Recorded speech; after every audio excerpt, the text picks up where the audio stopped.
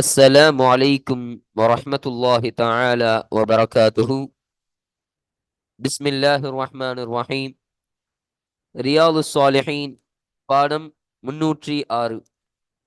இந்த ரியாது சாலிஹீன் கிதாபினுடைய 306ஆம் நாள் பாடத்தில் நாம் அமர்ந்திருக்கின்றோம். இந்த பாடத்தில் பாபுல் கனாஅதி வல் அஃபாஃபி வல் இக்திஸாதி ஃபில் மஈஷத்தி வல் இன்ஃபாகி வ தமிஸ் சுஆலி மின் கைரி ضرورத்தின் என்ற தலைப்பின் கீழ் அமையக்கூடிய வரக்கூடிய ஹதீஸுகளை பற்றி நாம் பேச இருக்கின்றோம். அல்ஹம்துலில்லாஹ். நம்முடைய ஜாமியா ரகீப் எஜுகேஷனல் ட்ரஸ்டின் மூலமாக பல தீன் சம்பந்தப்பட்ட சேவைகளையும் பல துன்யா சம்பந்தப்பட்ட சேவைகளையும் நாம் செய்து கொண்டிருக்கின்றோம். இந்த சேவைகள் எவ்வித தொய்வின்றி தொடர்ந்து நடைபெறுவதற்காக நீங்கள் துஆ செய்யுங்கள். இன்னும் ஆதரவு தாருங்கள். நன்மையில் ஒன்று சேருவோம், முந்திக் கொள்வோம். உங்களுடைய நன்கொடைகளை எங்களுக்கு நீங்கள் வழங்க விரும்பினால் எங்களுடைய பேங்க் அக்கவுண்ட் டீட்டெயில்ஸ், வங்கி முகவரிகள் இங்கு கொடுக்கப்பட்டிருக்கின்றது. இது அல்லாமல் இங்கு QR ஸ்கேனும் கொடுக்கப்பட்டிருக்கின்றது. இதன் மூலமாக நீங்கள் ஸ்கேன் செய்தும் உங்களுடைய நன்கொடைகளை எங்களுக்கு நீங்கள் தாராளமாக வழங்கலாம். அல்லாஹு தஆலா உங்கள் வாழ்நாளை மென்மேலும் பரக்கத்தானதாகவும் செழிப்பானதாகவும் ஆக்கி வைப்பானாக. ஆமீன் ஆமீன் யா ரப்பல் ஆலமீன். இப்பொழுது இந்த ரியாது சாலிஹீனுடைய 306ஆம் நாள் பாடத்தில் நாம் ஒரு புதிய தலைப்பை பற்றி நம்ம பேச போகிறோம். அப்ப இந்த தலைப்பானது நம்ம பார்க்க போகிற அடுத்த பாடத்தினுடைய தலைப்பாக இந்த தலைப்பானது அமைகின்றது. இந்த பாடத்தினுடைய ஒரு கருத்து சுருக்கம் என்னன்னா, இந்த பாடத்தில் சொல்லப்படக்கூடிய செய்திகள் என்னன்னா, முதலாவதாக இந்த பாடத்தலைப்பு, இந்த பாடத்தினுடைய இந்த தலைப்பை குறித்த ஒரு சின்ன அறிமுகத்தை பற்றி முதலாவதாக நம்ம பேச போகிறோம். இரண்டாவதாக இந்த பாடத்திற்கு தோதுவாக முசன்னிஃப் பண்ணவர்கள் குர்ஆன் ஷரீஃபில் இருந்து ஒரு 4 ஆயத்துகளை நமக்கு கொண்டு வருவார்கள். அப்ப அந்த 4 ஆயத்துகளுக்கான அர்த்தம் என்ன, அதனுடைய தர்ஜுமா என்ன, விளக்கம் என்ன என்ற செய்திகளை பற்றி நாம் இரண்டாவது விஷயமாக பேச இருக்கிறோம். அப்போ இன்றைய பாடத்தில் இந்த விஷயங்களை பற்றி மாத்திரம்தான் நம்ம பேசக்கூடியவர்களாக இருக்கிறோம். இப்ப முதலாவது இந்த பாடத்தினுடைய தலைப்பு, அந்த தலைப்பு முதலாவதாக என்னன்னு பாருங்க. பாபுல் கனாஅதி வல் அஃபாஃபி வல் இக்திஸாதி ஃபில் மஈஷத்தி வல் இன்ஃபாகி வ தம்மிஸ் சுஆலி மின் கைரி ضرورத்தின் என்று அமையக்கூடியதாக இருக்கு. இப்ப இதனுடைய அர்த்தம் என்னன்னு சொன்னா, போதுமாக்கி கொள்ளுதல் என்பதை குறித்த பாடம். கனாஅத்துன்னு சொன்னா போதுமாக்கி கொள்ளுதல் என்பதை குறித்த பாடம். வல் அஃபாஃபி இன்னும் பத்தினித்தனத்தோடு பேணிக்கையாக பேணுதலுடன் இருத்தல் என்பதை குறித்த பாடமும். வல் இக்திஸாதி ஃபில் மஈஷத்தி வல் இன்ஃபாகி வாழ்க்கையின் விஷயத்திலேயும் இன்னும் செலவு செய்யும் விஷயத்திலேயும் நடுநிலையை பின்பற்றுவது, நடுநிலையை கடைபிடிப்பது என்பதை குறித்த ஒரு பாடம். இன்னும் வதமிஸ் சுஆலி இன்னும் யாசகம் கேட்பது இழிவு என்பதை குறித்த பாடம். மின் கைரி ضرورத்தின் எந்த ஒரு கட்டாயமுமின்றி நிர்பந்தம் ஏதுமின்றி யாசகம் கேட்பதனுடைய இழிவு என்பதை குறித்து பேசக்கூடிய ஒரு பாடமாக இந்த பாடம் என்பது அமையக்கூடியதாக இது இருக்கின்றது. அப்போ இந்த தலைப்பிலிருந்து நமக்கு விளங்கக்கூடிய செய்திகள் மொத்தம் 4 செய்திகளாக இருக்கு. இப்ப 4 விஷயத்தை எடுத்துக்கலாம். 4 காரியங்களை பற்றி இந்த பாடத்திற்கு அமையக்கூடிய ஹதீசுகளில் நமக்கு பேசக்கூடியவர்களாக இருக்கிறார்கள். முதலாவது விஷயம் என்னன்னா, கனாஅத் போதுமாக்கி கொள்ளுதல்.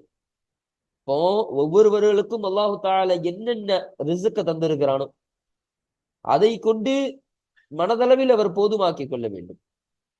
எனக்கு இது போதும், பெரிய சொத்து எனக்கு ஒண்ணு வேணாம், என்னுடைய தேவைக்கு ஏற்ப என்னுடைய வாழ்க்கைக்கு இதுவே எனக்கு அதிகம்தான். அல்லாஹ் எனக்கு பரக்கத்தான கொடுத்துருக்கான். என்னை விட பணக்காரங்க இந்த ஊர்ல எத்தனை பேரும் இருக்கலாம், என்னை விட கோடீஸ்வரர்கள் இந்த உலகத்துல எத்தனை பேரும் இருக்கலாம். ஆனால் அதுவெல்லாம் எனக்கு வேண்டாம். எனக்கு அல்லாஹு தஆலா பரக்கத்தாக கொடுத்தவனாக இருக்கிறான். அப்ப அதை கொண்டு நான் போதுமாக்கி கொள்ளக்கூடியவனாக இருக்கிறேன் என்பதாக ஒரு அடியான் போதுமாக்கி கொள்வானா இல்லையா? அதுதான் ஒரு சிறப்பான ஒரு காரியம். அப்ப அத்தகைய காரியத்தினுடைய சிறப்பு என்ன, அத்தகைய போதுமாக்கி கொள்பவனுக்கு கிடைக்கக்கூடிய கூலி என்ன, அப்படி போதுமாக்கி கொள்ளாமல் இருந்தால் அவனுக்கு கிடைக்கக்கூடிய நஷ்டம் என்ன என்பதை குறித்து பேசக்கூடிய பாடமாக இந்த பாடம் என்பது அமைகின்றது. இது முதல் விஷயம். இரண்டாவது விஷயமாக அஃபாஃப் என்பதாக சொன்னார்கள். அஃபாஃப்னா பத்தினித்தனத்தோடு பேணுதலாக வாழுதல். அஃபாஃப்னு சொன்னா பொதுவா அரபியருடைய அந்த அகராதி அர்த்தம் பார்க்கும் பொழுது, அகராதி ரீதியில் பார்க்கும் பொழுது அஃபாஃப்னு சொன்னா பத்தினித்தன்மை, பத்தினித்தனத்தோடு வாழுதல் என்பதுக்கு தான் அஃபாஃப்னு சொல்லுவாங்க. ஆனா இந்த இடத்துல இந்த பாடத்திற்கு சம்பந்தமாக வரும் பொழுது நம்ம பத்தினித்தனமும் எடுத்துக்கொள்ளலாம், இன்னும் பேணுதலாக இருத்தல், எல்லா விஷயத்திலேயும் பாதுகாப்பாக பேணிக்கையாக இருக்குதல். இப்போ ஒரு பாவமான காரியம் இருக்குன்னு சொன்னா அந்த பாவத்தினுடைய ஒரு துகளை கூட நம்ம எடுத்துடக்கூடாது. அதாவது அந்த பாவத்தினுடைய ஒரு சிறிய அளவு கூட நம்ம அந்த பாவத்தை தொற்று வந்துடக்கூடாது. அந்த அளவிற்கு பேணிக்கையாக வாழ வேண்டும். அல்லாஹ் ஒரு விஷயத்தை ஹராமாக்கி வைத்திருக்கின்றானா அந்த விஷயத்தை காலம் முழுவதும் தொடக்கூடாது, அதை நெருங்கவே கூடாது. அப்போ அல்லாஹு எனக்கு இதுதான் ஹலால் ஆக்கியிருக்கான், நான் இந்த விஷயத்தை மட்டும்தான் நான் செய்வேன், ஹராமாக்கி எந்த காரியத்தை நான் செய்ய மாட்டேன் என்பதாக சொல்லி பாவமான காரியத்தில் இருந்தெல்லாம் தவிர்த்து அவன் தன்னுடைய வாழ்க்கையில் பேணிக்கையோடு வாழ்கிறான் இல்லையா, அத்தகையவனுக்கு என்ன கூலி கிடைக்கக்கூடியதாக இருக்கு, அத்தகைய பேணிக்கையினுடைய சிறப்பு என்ன என்பதை பற்றி பேசக்கூடிய பாடமாக இது இருக்கும். இது இரண்டாவது விஷயம். மூணாவது வாழ்க்கையின் விஷயத்திலேயும் இன்னும் செலவு செய்யும் விஷயத்திலேயும் நடுநிலையை பின்பற்றுவது. நம்மளுடைய வாழ்க்கையிலேயும் நடுநிலை என்பது இருக்கணும், நம்மளுடைய செலவு செய்யும் விஷயத்திலேயும் நடுநிலை என்பது நம்ம பேணி காக்கக்கூடியவர்களாக இருக்க வேண்டும். அப்ப ஸல்லல்லாஹு அலைஹி வஸல்லம் தான் சொன்னாங்க, கைருல் உமூரி அவ்சாத்துஹா என்பதாக சொன்னார்கள். காரியங்களில் சிறந்த காரியம் என்ன? அவ்சாத்துஹா, நடுநிலையான காரியம். இப்ப எல்லா விஷயத்திலேயும் நடுநிலையா இருக்கிறதா ரொம்ப சிறப்புக்குரியதாக இருக்கின்றது என்பதை ஸல்லல்லாஹு அலைஹி வஸல்லம் மன்னவர்களே சொல்லியிருக்கின்றார்கள். அப்ப இந்த பாடத்துல அதான் சொல்றாங்க.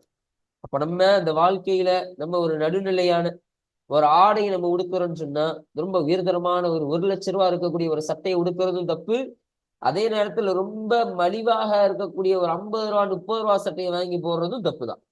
இப்ப எதனால 30 ரூபா 50 ரூபா சட்டை வாங்கி போட்டா தப்புன்னு கேட்டா, அந்த சட்டையில் இருக்கக்கூடிய அந்த மெட்டீரியல் இருக்கா இல்லையா, அதனுடைய அந்த துணி, அந்த துணி ரொம்ப மலிவானதாக மட்டமானதாக இருப்பதன் காரணமாக நம்மளுடைய தோள்கள் பழுதாகி விடக்கூடும். அந்த சட்டையை போடுறது மூலமா சில தோல் நோய்கள் ஏற்படக்கூடியதாக இருக்கும், வெயிலின் மூலமாக தாக்கம் என்பது நம்முடைய உடலுக்கு ஏறக்கூடியதாக இருக்கும். அப்ப நம்மளுடைய உடலை பார்த்துக் கொள்வது என்பது நம்மளுடைய ஒரு ஹக்காக இருக்கு, நம்மளுடைய கடமையாக இருக்கு. அப்ப அந்த உடலை நம்ம ஒரு நடுநிலையான ஒரு ஆடையை உடுத்து பார்த்துக் கொள்ள வேண்டும். ரொம்ப மட்டமான ஆடையை உடுத்தாலும் அது வீணா போயிடும், ரொம்ப உயர்தரமான ஆடையை உடுத்தாலும் அது இஸ்ராஃபு, அது வீணானதாக ஆகிவிடும். அப்போ இது இரண்டையும் விட்டுட்டு நடுநிலையாக இருக்கக்கூடிய சட்டை, அந்த சட்டையை வாங்கி போட வேண்டும். அப்போ இந்த ஆடையிலும் நடுநிலையை பண்றோமா? இப்போ ஒரு உணவு சாப்பிட்றோம், உணவு அப்படிதான், ரொம்ப மட்டமான உணவை சாப்பிடுறது ரொம்ப உயர்தரமான உணவை சாப்பிடுறது ரெண்டுமே கிடையாது. ரொம்ப சாதாரணமாக இருக்கக்கூடிய ஆரோக்கியமான உணவை சாப்பிட்டாலே அதுவே அந்த மனிதனுடைய வாழ்க்கைக்கு அதுவே போதுமானதாக இருக்கும். அப்போ அப்படி அதில் நடுநிலையை பேணி வாழ்வது என்பதை குறித்து பாடம். அப்ப செலவு செய்யறதுலயும் அப்ப நம்ம வாழ்க்கையினுடைய விஷயத்துல செலவு செய்யற விஷயத்துல 2 விஷயம் சொல்லியிருக்காங்க. வாழ்க்கையின் பார்க்கும்போது நம்ம இப்ப உடுக்கிற ஆடை, நம்ம அணிகலன்கள், நம்ம சாப்பிடுற சாப்பாடு, இருக்கக்கூடிய வீடு, நம்ம பயணிக்கக்கூடிய வாகனம், இது எல்லாமே நடுத்தரம் வந்துடும். அப்ப செலவு செய்யறதுலேயும் நடுத்தரம் என்பது வேணும் என்பதை சொல்றாங்க. நம்ம செலவு செய்யறோம், ஒரு ஆளுக்கு செலவு செய்யறோம், நம்ம குடும்பத்திற்கு நம்ம செலவு செய்யறோம்னு சொன்னா ரொம்ப ஆடம்பரமான செலவு செஞ்சிடக்கூடாது.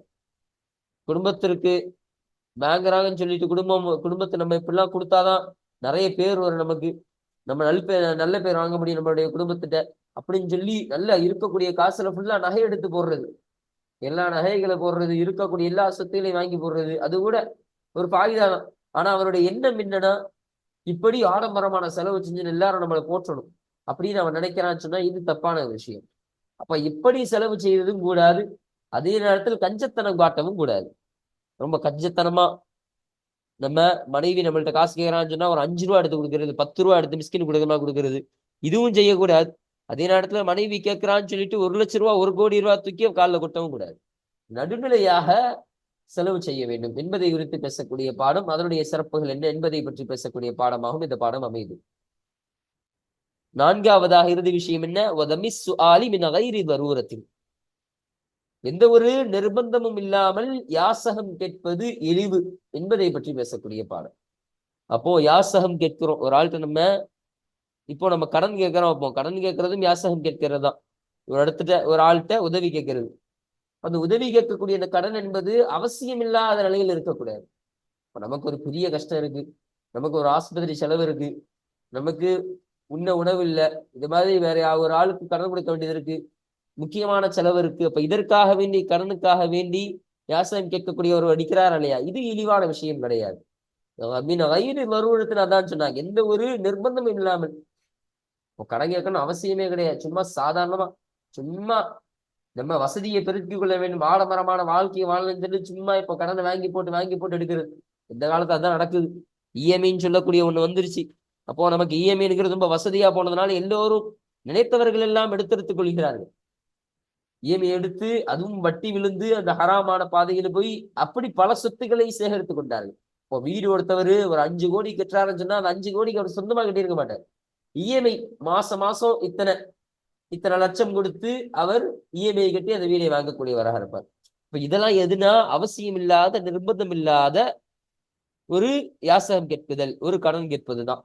அப்ப இது ரொம்ப இழிவான விஷயம், இது ரொம்ப கேவலமான விஷயம் என்பதை பற்றி சொல்லக்கூடிய ஒரு பாடமாகவும் இந்த பாடம் என்பது அமைகின்றது. இப்ப இந்த 4 காரியத்தை பற்றி பேசக்கூடிய ஒரு பாடமாக தான் இந்த பாடத்தில் வரக்கூடிய ஆயத்துகள், இந்த பாடத்தில் வரக்கூடிய ஹதீசுகள் எல்லாம் இந்த 4 விஷயத்தை வலியுறுத்தி வரக்கூடிய ஆயத்துகளாகவும் ஹதீசுகளாக தான் இருக்கும் என்பதை நாம் தெளிவுபடுத்திக் கொள்கிறோம். அப்போ இதுதான் இந்த பாட தலைப்பினுடைய ஒரு சின்ன அறிமுகமாக இருக்கு. இப்ப அடுத்தபடியாக முசன்னிஃப் பண்ணவர்கள் குர்ஆன் ஷரீஃபில் இருந்து கொண்டு வரக்கூடிய அந்த 4 ஆயத்துகளுக்கான தர்ஜுமாக்கள், விளக்கங்களை எல்லாம் அந்த ஆயத்து வாசிக்கும் பொழுது நம்ம பார்ப்போம். அல்ஹம்துலில்லாஹ். இப்போ நம்ம கிதாபை பார்ப்போம். 57வது பாடம். இந்த ரியாது ஸாலிஹீன் கிதாபில் பதிவு செய்யப்படக்கூடிய பாடங்களுடைய வரிசையின் பிரகாரம் இது 57வது பாடமாக இது அமைகின்றது. இந்த பாடத்துடைய தலைப்பு என்ன? பாபுல் கனாஅதி வல் அஃபாஃபி வல் இக்திஸாதி ஃபில் மஈஷதி வல் இன்ஃபாகி வ தமிஸ் சுஆலி மின் கைரி தரூரத்தின் என்று அமையக்கூடிய ஒரு தலைப்பாக இந்த தலைப்பானது அமைகின்றது. இப்ப இந்த தலைப்பிற்கான தர்ஜுமாக்கள், அதனுடைய விளக்கம், கூடுதல் செய்தி எல்லாத்தையும் நம்ம முன்னாடியே நம்ம பார்த்தாச்சு. அல்ஹம்துலில்லாஹ். இப்ப முசன்னிஃப் பண்ணவர்கள் கொண்டு வரக்கூடிய அந்த 4 ஆயத்துகள், குர்ஆன் ஷரீஃபில் இருந்து கொண்டு வரக்கூடிய அந்த 4 ஆயத்துகளை இப்ப நம்ம பார்ப்போம். قال الله تعالى, உயர்ந்த அல்லாஹு தஆலா சொன்னா, وما من دابة في الأرض إلا على الله رزقها صدق الله العظيم. இப்போ இது முதலாவது ஆயத். இப்போ இந்த ஆயத்தானது, இந்த ஆயத்தினுடைய தர்ஜுமா என்ன? ஒமா மின் தாபத்தின் ஃபில் அர்தி, இந்த பூமியில் இருந்தும், இந்த பூமியில் உள்ள எந்த ஒரு உயிரினமும் இல்லை, இல்லா அலல்லாஹி ரிஸ்குஹா, அதனுடைய ரிஸ்க் என்பது அல்லாஹ்விடத்தில் இருந்தே தவிர இல்லை என்று சொல்லக்கூடிய ஒரு ஆயத். அப்ப இந்த பூமியில் வசிக்கக்கூடிய ஒவ்வொரு உயிரினம், இந்த உலகத்தில் இருக்கக்கூடிய மனிதனாக இருக்கலாம், ஜின்னாக இருக்கலாம், மற்ற ஜீவராசிகளாக இருக்கலாம், அது எல்லாமே அல்லாஹ்விடம் ரிஸ்க் இருந்தே தவிர கிடையாது. அப்பனா அல்லாஹ்விடம் தான் அதனுடைய ரிஸ்க் இருக்கக்கூடியதாக இருக்கின்றது என்று சொல்லி தருகிறார்கள். அப்போ அல்லாஹ்விடம் தான் ரிஸ்க் இருக்குதுன்னா அல்லாஹ் தான் இது அனைத்துக்கும் ரிஸ்க் கொடுக்கக்கூடியவனாக இருக்கிறான். இந்த உலகத்தில் இருக்கக்கூடிய மனிதருக்கும் ஜின்களுக்கும் மற்ற ஜீவராசிகள் அனைத்திற்கும் அல்லாஹ்வே ரிஸ்க் அளிக்கக்கூடியவனாக இருக்கிறான், வாழ்வாதாரம் கொடுக்கக்கூடியவனாக இருக்கிறான் என்பதை சொல்லக்கூடிய ஒரு ஆயத்தாக இந்த ஆயத்தானது அமைகின்றதாக இருக்கு. பாருங்க, ஹூத், சூரத்துல் ஹூதுல 6வது ஆயத்தாக இந்த ஆயத்தானது பதிவு செய்யப்படுகின்றது என்பதை நமக்கு சொல்லித்தராங்க. அப்போ இந்த ஆயத்தானது இந்த பாடத்திற்கு கீழே முசன்னிஃப் பண்ணவர்களை கொண்டு வருவதற்கான காரணம் என்ன? இங்கு அல்லாஹ் சொல்லக்கூடிய விஷயம் என்ன? அல்லாஹ்விடம்தான் ஒவ்வொரு ஜீவராசிகளுக்கான, எல்லா உயிரினங்களுக்கான ரிஸ்க் என்பது இருக்கக்கூடியதாக இருக்கு என்பதை சொல்லித் தருகிறான். அப்போ அல்லாஹ்விடம்தான் இருக்கக்கூடியதாக இருக்கு. அதனால் நீங்கள் செலவு செய்யும் பொழுது நீங்கள் கஞ்சத்தனமும் காட்டாதீர்கள், நீங்கள் உங்களுடைய வாழ்க்கையில் ரொம்ப ஆடம்பரமான செலவையும் செய்யாதீங்க. என்ற ஒரு விஷயத்தின் பக்கம் இது சம்மந்தப்படக்கூடியதாக இருக்கு இந்த ஆயத். அப்போ என்ன விஷயம் இதுல இருந்து விளங்குதுன்னா, நம்ம வாழ்க்கையில ரொம்ப ஆடம்பரமான நீ செலவு செய்யாத, வாழ்க்கையில நீ ரொம்ப கஞ்சத்தனமும் நீ காட்டாத. இப்போ இது இரண்டும் இல்லாம நடுநிலையோடு நீ வாழ்ந்து கொள், நடுநிலையை நீ பேணிக்கொள். ஏன்னா உனக்கு ரிசுக்கு இருக்கக்கூடிய, உன்னிடம் இருக்கக்கூடிய ரிசுக்கு அது உன்னுடைய சொந்தமான ரிசுக்கு கிடையாது, நான் உனக்கு கொடுத்தது. அப்ப அது தீர்ந்தாலும் சொன்னா அதை நான் தான் உனக்கு கொடுப்பேன், அது தீராமல் பாதுகாத்துக் கொள்வதும் நான் தான். அதனால் அந்த ரிசுக்கை செலவிடுவதற்கு நீ தயங்காத, நீ தாராளமாக செலவு செய், அதே நேரத்தில் நீ ஆடம்பரமான செலவையும் செய்யாதே என்பதை என்ற கருத்து என்பது இந்த ஆயத்தின் மூலமாக நாம் விளங்கிக் கொள்ளலாம். இப்ப இதன் காரணமாக தான் இந்த ஆயத்தானதை இந்த சன்னி பண்ணவர்கள் இந்த பாடத்திற்கு தோதுவாக கொண்டு வந்தார்கள். அல்ஹம்துலில்லாஹ். இப்ப அடுத்தபடியாக இரண்டாவது ஆயத்தை நம்ம பார்ப்போம். வகால தஆலா, இன்னும் உயர்ந்த அல்லாஹு தஆலா சொன்னா, للفقراء الذين أحصروا في سبيل الله لا يستطيعون ضربا في الأرض يحسبهم الجاهل أغنياء من التعفف تعرفهم بسيماهم لا يسألون الناس إلحافا صدق الله العظيم என்பதாக சொல்லப்படக்கூடிய ஒரு ஆயத். இப்ப இந்த ஆயத்தினுடைய அர்த்தம் என்ன? லில் ஃபுகராஇ, ஏழைகளுக்கே உரித்தானது. என்ன ஏழைகளுக்கு உரித்தானது? தர்மம் என்பது ஏழைகளுக்கே உரித்தானது. அல்லதீன, எத்தகைய ஏழைகள்? வஹ்சிரு ஃபீ சபீலில்லாஹி, அல்லாஹுடைய பாதையில் தன்னை முழுமையாக அர்ப்பணித்துக் கொண்டார்களே, அத்தகைய ஏழைகளுக்கே தர்மம் என்பது உரித்தாகக்கூடியதாக இருக்கு. அவர்களுக்கே அது தகுதியானதாக இருக்கும். அப்போ இவர்கள் உங்கள் தர்மங்களுக்கு மிகவும் உரித்தானவர்கள் என்று அல்லாஹு தஆலா சொல்லித் தருகிறான். இன்னும் லா யஸ்ததியூன ضربன், இன்னும் ضربன் ஃபில் அர்தி, இன்னும் இந்த பூமியில் நடமாட அவர்கள் சக்தி பெற மாட்டார்கள். அப்போ இந்த பூமியில அவர்களால நடமாட கூட முடியாது, நடமாடுவதற்கான ஒரு சக்தி கூட அவங்களுக்கு கிடையாது. அந்த அளவிற்கு பலவீனமானவர்களாக இருப்பார்கள் என்பதனை அல்லாஹ் சொல்லித் தருகிறான். யஹ்சபுஹுமுல் ஜாஹிலு, அறியாதவர்கள் அவர்களை எண்ணிக்கொள்வார்கள். அப்ப அந்த ஏழைகளை பத்தி தெரியாதவர்கள் அந்த ஏழைகளை எண்ணிக்கொள்வார்களாம். அகனியா மினத் தஅஃபுஃப், அகனியா மினத் தஅஃபுஃப்னா அகனியா, பணக்காரர்கள் என்பதாக, வசதி படைத்தவர்கள் என்பதாக அந்த ஏழைகளை அறியாதவர்கள் எண்ணிக்கொள்வார்கள். எதனால? மினத் தஅஃபுஃப், அவர்கள் யாசகம் கேட்காதவர்களாக இருப்பதன் காரணமாக. யாசகம் கேட்காதவர்கள் அவங்க இருக்கிறாங்களா இல்லையா, அதன் காரணமாக. அப்ப அதன் காரணமாக அவர்களை, இப்ப இவங்கெல்லாம் பணக்காரங்க, இவங்களாம் யாசகம் கேட்க மாட்டாங்களே, அதனால இவர்களுக்கெல்லாம் வசதி வாய்ப்பு இருக்கும் அப்படின்னு அவர்களை பற்றி அறியாதவர்கள் எண்ணிக்கொள்ளக்கூடியவர்களாக இருப்பார்கள். இன்னும் அல்லாஹ் சொல்கிறான், தஅரிஃபுஹும், இன்னும் அவர்களை நீங்கள் அறிந்து கொள்வீர்கள், பிஸீமாஹும், அவர்களுடைய அடையாளங்களை கொண்டே நீங்கள் அறிந்து கொள்வீர்கள். அப்ப அவங்களுடைய அடையாளங்களை பார்த்தாலே தெரியும். அதாவது அவருடைய உண்மை நிலையான அந்த வறுமையை நீங்கள் அறிந்து கொள்ளலாம் என்று அல்லாஹு தஆலா சொல்லித் தருகிறான். இன்னும் லா யஸ்அலூன நாஸ, இன்னும் அவர்கள் மக்களிடத்தில் யாசகம் கேட்கவும் மாட்டார்கள். இல்ஹாஃபன், வற்புறுத்திய நிலையில், வற்புறுத்தி கட்டாயப்படுத்தி மக்களிடத்தில் அவர்கள் யாசகம் கேட்கவும் மாட்டாங்க என்பதை அல்லாஹு தஆலா சொல்லித் தருகிறான். அல் பக்ரா, சூரத்துல் பக்ராவில் 273வது ஆயத்தாக இந்த ஆயத்தானது பதிவு செய்யப்படுகின்றது என்பதை சொல்லித் தருகிறார்கள். அப்போ இந்த ஆயத்தானதை முஸ்தனிஃப் பண்ணவர்கள் இந்த பாடத்திற்கு தோதுவாக கொண்டு வருவதற்கான காரணம் என்னன்னு சொன்னா, இங்கு அல்லாஹு தஆலா அந்த ஏழைகளை பற்றி சொல்கிறான். ஏழைகளை பற்றி சொல்வது மாத்திரம் கிடையாது, இந்த இடத்துல அவங்க நிர்பந்தமின்றி, அதாவது மக்களிடத்தில் அவர்கள் வற்புறுத்தி எல்லாம் அவங்க யாசகம் கேட்க மாட்டார்கள். அவர்கள் ஆனால் ஏழைகள் தான், அவர்கள் அல்லாஹ்வுடைய பாதையில் தன்னை அர்ப்பணித்தவர்களாக இருப்பார்களே, அத்தகைய ஏழைகளுக்கு தான் தர்மம் என்பது உரித்தானது என்று அல்லாஹ் சான்று சுட்டுகிறான். இப்ப இந்த தலைப்பானது என்பதை பற்றி பேசக்கூடிய தலைப்பாக இருக்கு. எந்த ஒரு நிர்பந்தமின்றி யாசகம் கேட்குதல் இழிவு என்பதை குறித்து பேசக்கூடிய பாடமாக இருக்கு. அப்போ இவங்கெல்லாம் நிர்பந்தத்தின் காரணமாக தான் அவர்கள் யாசகம் கேட்கக்கூடியவர்களாக இருப்பார்கள். அவர்கள் தன்னோடு ஆடம்பரம் சுட்டிக் கொள்வதற்காக, ஆடம்பரத்தின் காரணமாகவோ அல்லது வேறு நிர்பந்தமில்லாத ஒரு காரணத்திற்காகவெல்லாம் அவர்கள் யாசகம் கேட்கக்கூடியவர்களாக ஆக மாட்டார்கள் என்பதை அல்லாஹ்வே சொல்லித் தருகிறானா இல்லையா? அப்ப இதன் காரணமாக தான் இந்த ஆயத்தானதை முஸ்தனிஃப் பண்ணவர்கள் இந்த பாடத்திற்கு தோதுவாக கொண்டு வருகிறார்கள். இப்ப மூன்றாவது ஆயத்தை பார்ப்போம். வகால தஆலா, இன்னும் உயர்ந்த அல்லாஹு தஆலா சொன்னா, வல்லதீன இதா அன்ஃபகு லம் யுஸ்ரிஃபு வ லம் யக்துரு வ கான பைன ذلك கவாமா. ஸதகல்லாஹுல் அஸீம். இப்ப இதனுடைய அர்த்தம் என்ன? வல்லதீன, இன்னும் ஒரு கூட்டத்தார்கள், அவர்கள் எத்தகையவர்கள் என்று சொன்னால், இதா அன்ஃபகு, அவர்கள் செலவழித்தால், லம் யுஸ்ரிஃபு, அவர்கள் வீண் செய்ய மாட்டார்கள், வீணாக்க மாட்டார்கள், வீணாக்கி விட மாட்டார்கள். அவர்கள் பிரயோஜனமான விஷயத்தில் அவர்கள் செலவு செய்யக்கூடியவர்களாக இருப்பார்கள். இன்னும் வலம் யக்துரு, இன்னும் அவர்கள் கஞ்சத்தனமும் காட்டிவிட மாட்டார்கள்.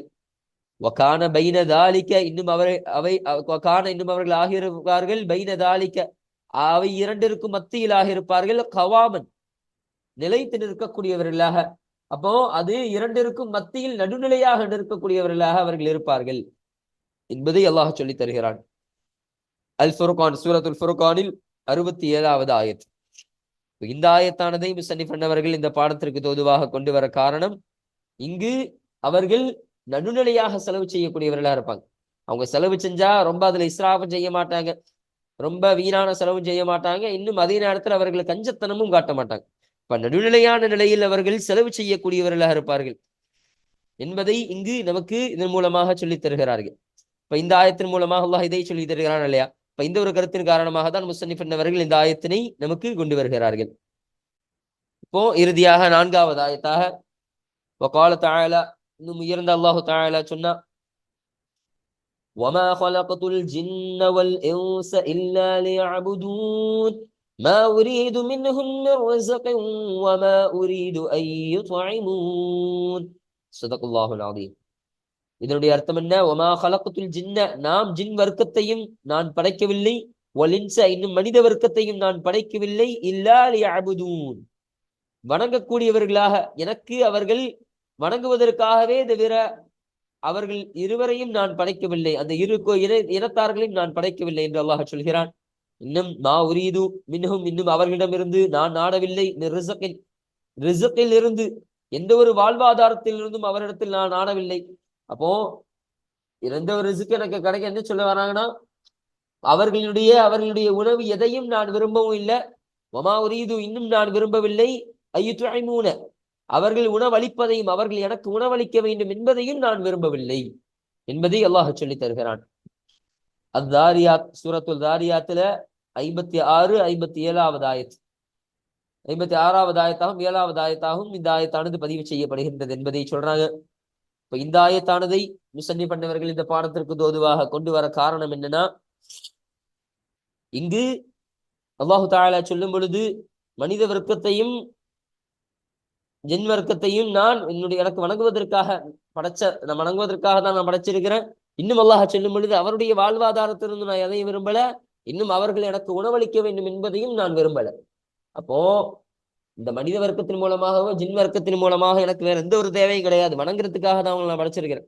அவங்கள மூலமாக எனக்கு எந்த ஒரு ஆதாயமும் கிடையாது, எந்த ஒரு தேவையும் எந்த ஒரு வசதியும் எனக்கு வரப்போவது கிடையாது, எனக்கு அது எதுவுமே வேணாம். அதனால் அவன் தாராளமாக அவன் செலவழித்துக் கொள்ளட்டும், அவனுடைய ரிஸ்கிலிருந்து அவன் நல்லதான காரியத்திற்கு அவன் தாராளமாக செலவழிக்கட்டும், இன்னும் அவன் கஞ்சத்தனமும் காட்டாமல் அவன் வாழ்ந்து கொள்ளட்டும் என்ற ஒரு கருத்தானதும் இந்த ஆயத்தின் மூலமாக நமக்கு புலப்படுகிறது. இந்த ஒரு காரணமாக தான் இந்த ஆயத்தானதை முஸன்னிஃப் அவர்கள் இந்த பாடத்திற்கு தோதுவாக கொண்டு வருகிறார்கள். அல்ஹம்துலில்லாஹ். இப்போ முஸன்னிஃப் அவர்கள் கொண்டு வரக்கூடிய இந்த 4 ஆயத்துகளையும் நம்ம பார்த்தாச்சு. இப்போ ஒன்று சொல்றாங்க பாருங்க, வஅம்மல் அஹாதீஸு, இன்னும் இந்த ஹதீஸுகள் ஆகிறது, ஃபதகத்தம, அது முன் சென்று விட்டது, முஅலமுஹா, அந்த ஹதீஸுகளிலிருந்து அதிகமானவைகள். அப்போ அந்த ஹதீஸுகளிலிருந்து சம்பந்தப்பட்ட இந்த தலைப்பிற்கு சம்பந்தப்பட்ட அதிகமான ஹதீஸுகள் முன் சென்று விட்டது. ஃபில் பாபைனி சாபிகைனி, முன்னால் செல்லப்பட்ட அந்த 2 பாபிலும், இதற்கு முன்னால் சென்றுச்சா இல்லையா 2 பாபுகள், அந்த 2 பாபில் இந்த தலைப்பிற்கு சம்பந்தப்படக்கூடிய அதிகமான ஹதீஸுகள் முன் சென்று விட்டது என்பதை சொல்லித் தருகிறார்கள். வமிம்மா, இன்னும் ஒன்றிலிருந்து, லம் யதகத்தம், முன் செல்லப்படாதவைகள். அப்போ முன் செல்லாமல் இருக்குமே, அந்த ஒன்றிலிருந்தும் உள்ளதும் இந்த பாடத்திற்கு அமையக்கூடியதாக இருக்கு. அப்ப அந்த 2 பாடத்திலேயும் முன் செல்லாத சில விஷயங்கள் இருக்குமா இல்லையா, சில ஹதீஸுகள் இருக்குமா இல்லையா, அந்த ஹதீஸுகள் எல்லாம் இந்த பாடத்தில் நமக்கு சொல்லுவார்கள் என்பதை நமக்கு இங்கு கற்றுத்தருகிறார்கள். அல்ஹம்துலில்லாஹ். அப்போ இன்றைய பாடத்தில் நம்ம இந்த 57வது பாடமான ரியாது ஸாலிஹீனுடைய அந்த 57வது பாடமான இந்த பாடத்தினுடைய தலைப்பை குறித்த ஒரு சின்ன அறிமுகம், அதனுடைய விளக்கங்கள், கூடுதல் செய்திகள் எல்லாவற்றையும் பார்த்தோம். இரண்டாவதாக முஸன்னிஃப் அவர்கள் கொண்டு வரக்கூடிய இந்த 4 ஆயத்துகள், 4 ஆயத்துக்களுக்கான தர்ஜுமா என்ன, விளக்கங்கள் என்ன, அதனுடைய தஃப்சீர் என்ன என்பதை பற்றியும் நாம் முழுமையாக பார்த்து இன்றைய பாடத்தை நாம் நிறைவு செய்து விட்டோம். அல்ஹம்துலில்லாஹ். இப்ப இன்ஷா அல்லாஹ் அடுத்த பாடத்தில் இந்த 522வது ஹதீஸ், இந்த பாடத்திற்கு அமையக்கூடிய முதல் ஹதீஸான இந்த 522வது ஹதீஸை குறித்த செய்திகள், அதுல சொல்லப்படக்கூடிய விஷயங்கள், தர்ஜுமாக்கள் என்பதை பற்றியெல்லாம் இன்ஷா அல்லாஹ் நாம் அடுத்த பாடத்தில் நாம் பேசுவோம். வாஹிர் தஅவானா அனில் ஹம்துலில்லாஹி ரப்பில் ஆலமீன். அஸ்ஸலாமு அலைக்கும் வரஹ்மத்துல்லாஹி தஆலா வபரகாத்துஹு.